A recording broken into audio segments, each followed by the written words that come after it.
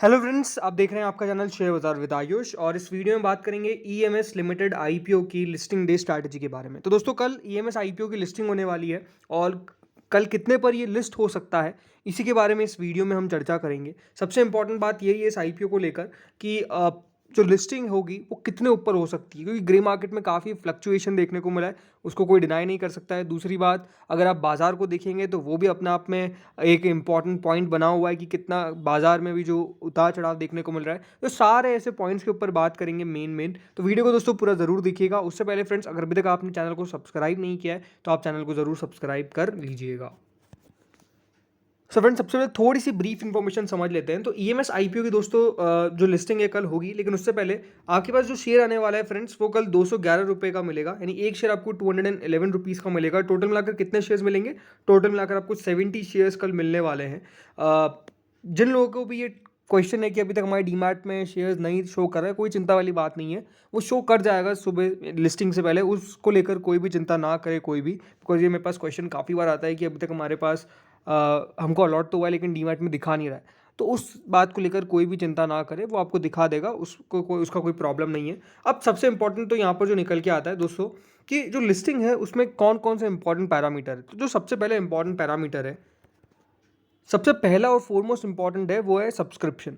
Subscription कितना है? तो देखिए, जो क्यूआईबीज है, सबसे इंपॉर्टेंट होता है मेनली क्यूआईबी ने कितना लगाया। तो दोस्तों, क्यूआईबीज ने ऑलमोस्ट 150 टाइम्स इस इशू को सब्सक्राइब किया था। इसकी वैल्यू कितनी थी? 9,636 करोड़। लेकिन टोटल अगर आप देखेंगे तो 150 टाइम्स अपने आप में काफ़ी ज़्यादा होता है, काफ़ी ज़्यादा होता है। तो 150 गुना दोस्तों जब क्यूआईबीज ने इस इशू को भरा है, तो डेफिनेटली अपने आप में रिस्पॉन्स काफ़ी तगड़ा था, राइट। रिटेल ने भी बढ़िया भरा, एचएनआईज ने भी बढ़िया भरा, 84 टाइम्स एचएनआईज ने भरा। कुल मिलाकर कंपनी को कितना पैसा रिसीव हुआ था? 17,000 करोड़। तो एक बात तो साफ है कि दोस्तों जो रिस्पॉन्स था वो काफ़ी बढ़िया था, लेकिन मेजरली क्यूआईबीज ने 150 गुना इसको भरा था। इसका मतलब क्यूआईबीज के अंदर ये था कि हाँ, एक अच्छी कंपनी है और इसीलिए दोस्तों पैसा जो है वो इतना अच्छा निकल कर आया। ठीक है, तो पहला पैरामीटर तो ये हो गया।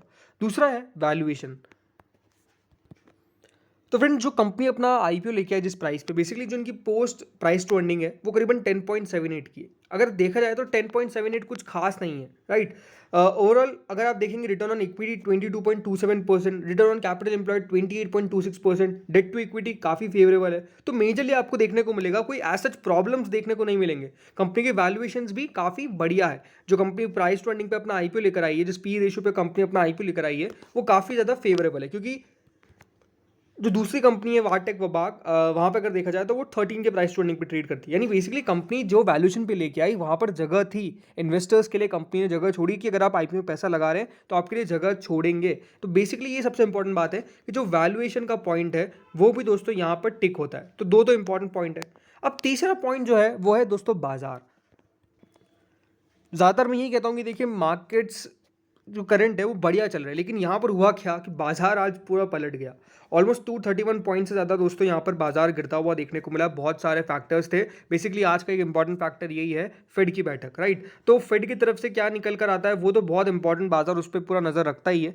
लेकिन ये ज़रूरी है कि देखिए, यहाँ पर जो भी होगा उसका कल बाजार में इम्पैक्ट पड़ने वाला है। अब अगर कुछ अच्छा आ गया तो बढ़िया बात है, राइट, लेकिन कुछ खराब आ गया तो फिर डेफिनेटली दोस्तों यहाँ पर एक इंपॉर्टेंट पॉइंट ये निकल कर आएगा कि यहाँ से कल बाजार कितना नीचे जा सकता है। क्योंकि ओवरऑल जिस तरीके से आज सेलिंग प्रेशर देखने को मिला है, ऐसा लगा नहीं कि बाजार में कोई भी आपको शॉर्ट कवरिंग देखने को मिली, राइट। तो इंपॉर्टेंट पॉइंट यही है कि मार्केट अगर अच्छा नहीं हुआ तो उसका भी थोड़ा सा इफेक्ट पड़ सकता है दोस्तों कल लिस्टिंग के ऊपर। अब अगर इसके करंट ग्रे मार्केट देखा जाए, अगर आप ईएमएस आईपीओ की भी करंट ग्रे मार्केट देखेंगे तो वो 39.34% चल रही है, जो ऑलमोस्ट कितना 83 रुपीज़ होता है। यानी एक बात अगर आपने नोटिस करी होगी इसकी ग्रे मार्केट के अंदर, वहाँ पर हमने कंटिन्यूसली फॉल देखा। 83 रुपीज़ चल रही है, इससे पहले 82 थी, उससे पहले 88 थी, उससे पहले 86, 92, एक समय पे 100, उससे पहले 120, 127 रुपये, 127 रुपीज़ तक दोस्तों ग्रे मार्केट गई, जो ऑलमोस्ट 60% बैठता है। अब 60% से गिर कर ऑलमोस्ट 40% तक आ गई। तो ग्रे मार्केट में आपने क्या देखा? ऑलमोस्ट 20% का फॉल देखा आपने, जो सबसे ऊपर था, राइट। तो ये बात सिंपल है कि बाजार की गिरावट का असर पड़ा, थोड़ी सी पुअर लिस्टिंग का असर पड़ा, लेकिन क्या और असर पड़ सकता है? मुझे लगता है ज़्यादा असर नहीं पड़ेगा। यहाँ पर 40% के आसपास ही इसकी लिस्टिंग होने की पॉसिबिलिटी काफ़ी हाई है।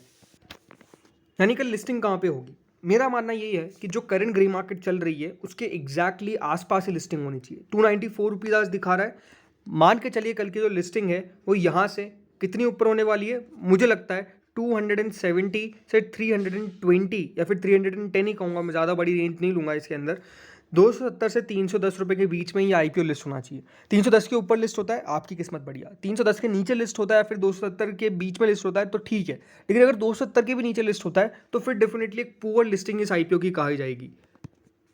यानी कल ये जो आईपीओ है वो डेफिनेटली बहुत ज़्यादा इसके चांसेस है कि 270 रुपये कम से कम आपको ये दे के जाए, और 270 यानी 270 रुपीज़ पर लिस्ट हो, या तो 310 रुपये तक लिस्ट हो। 310 रुपये के ऊपर अगर लिस्टिंग होती तो उस लिस्टिंग को काफ़ी बढ़िया कहा जाएगा, उसमें कोई भी डाउट नहीं है। बट ये है कि अगर 270 रुपये के नीचे लिस्ट होता तो एक बहुत पुअर लिस्टिंग कही जाएगी। रीज़न सिंपल है कि इस आईपीओ की लिस्टिंग अच्छी होने की बहुत ज़्यादा एक्सपेक्टेशंस थी। यानी कल रिटेल में प्रॉफिट पर लॉट कितना होने वाला है, 4130 रुपये का दोस्तों कम से कम मुनाफा होना चाहिए। जिस तरीके की करंट ग्रे मार्केट में कह सकता हूँ कि जो सबसे लोएस्ट पॉइंट लेके चल रहा हूँ मैं। बाकी अगर 310 रुपये पे लिस्ट होता है, यानी ऑलमोस्ट दोस्तों जो आपका इशू प्राइस है 211, उससे 310 रुपये यानी 99 रुपीज़ अगर ऊपर लिस्ट होता है ये अपनी इशू प्राइस से, तो करीबन 6930 रुपये तक का मुनाफा बनने की संभावना है। देखिए ये बात आज ध्यान रखिएगा कि आज रात में बाजार में होता क्या है। अगर बाजार में कुछ नेगेटिव हो गया तो डेफिनेटली अपने आप में थोड़ी सी लो लिस्टिंग की एक्सपेक्टेशंस आपको करनी पड़ेगी, क्योंकि बाजार वो राह पे चल चुका है। लेकिन अगर बाजार बढ़िया रहता है और डेफिनेटली मार्केट्स अच्छे रहते हैं तो ये 310 रुपये तक भी लिस्ट होने की पूरी पूरी संभावना रखता है। ज़्यादा नहीं, 50 रुपये की रेंज है, बहुत बड़ी रेंज नहीं है। बट ये है कि हाँ, यहाँ पर जो भी लेवल पर लिस्ट हो, मुनाफा होने की एक्सपेक्टेशंस पूरी पूरी है। ऐसा नहीं है कि पूरा आईपीओ पलट जाएगा, आपको नुकसान हो जाएगा, ऐसा कुछ भी नहीं होने वाला है। प्रॉफिट होगा, बट प्रॉफिट इसी रेंज के अंदर होने की एक्सपेक्टेशंस काफ़ी हाई है, इस बात का ध्यान रखना है। अब क्या इसको लॉन्ग टर्म के लिए रख सकते हैं? देखिए कंपनी बुरी नहीं है, बट आपका व्यू क्या है वो आपको पता होना चाहिए। अगर आपने पैसा लगाया है सिर्फ लिस्टिंग गेन के लिए, देन आपको पता है आपका आंसर क्या है। बट अगर आपने लॉन्ग टर्म के लगाया तब भी आपको पता है। तो वो मेजरली बात है ये है कि लॉन्ग टर्म, शॉर्ट टर्म, अब लिस्टिंग या आपने पैसा जिस तरीके से लगाया वो आपको पता होना चाहिए कि आपने किस बेसिस पे इस कंपनी के अंदर अपनी एप्लीकेशन को लगाया है। बाकी क्या लेना चाहिए, मुझे लगता है कि अभी वेट एंड वॉच करना चाहिए। मैं हर आईपीओ में ये बात कहता हूँ, सिंपल सा दी है कि वेट एंड वॉच करिए। अगर आपको नहीं मिला है तो अब नंबर्स का वेट करिए कंपनी के। अगर कंपनी के नंबर्स अच्छे निकल के आते हैं क्वार्टरली, देन डेफिनेटली दोस्तों यहाँ पर आपको विचार करना चाहिए बाइंग या फिर सेलिंग के लिए। बट जिनको नहीं, अब यहाँ पर अगर आपको नहीं आया तो अब इट्स बेटर टू वेट, क्योंकि इन वैल्यूएशंस पे अगर हमने ले लिया और उसके बाद नीचे चला गया तो फिर क्या है। क्योंकि बात सिंपल है कि थोड़ा सा स्टॉक को स्टेबल होने देना चाहिए। नंबर्स हमको पता होना चाहिए कि हाँ अच्छे नंबर्स निकल के आ रहे हैं, देन डेफिनेटली ग्रोथ रहेगी। लेकिन नंबर्स अच्छे निकल के नहीं आ रहे तो फिर गिरावट की एक्सपेक्टेशंस भी आपको रखनी चाहिए। तो हो सकता है कि और भी ज़्यादा नीचे ये आईपीओ आपको मिल जाए। तो इस प्रकार का मेरा एक्सपेक्टेशन है। देखते कल होता क्या है। तो क्या व्यूज़ है मुझे वो भी बताइए कॉमेंट सेक्शन में। इस वीडियो में इतना ही था। Thank you friends for watching this video.